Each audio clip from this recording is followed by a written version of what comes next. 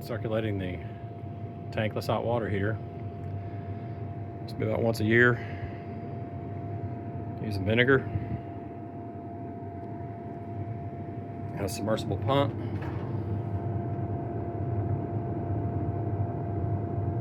Just kind of started, so that water, when it's done, you run it for an hour. After an hour, it'll be black. See, what you do is you turn off your cold water and your hot water. Your cold water inlet here. Turn this off. It's a ball valve. Turn this ball valve right here for hot. Turn it off. These are your service ports. They're normally shut off.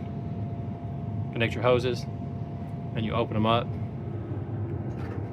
Fill up your bucket with, well, it contains your submersible pump. Fill it with vinegar. This took about 3.5 gallons.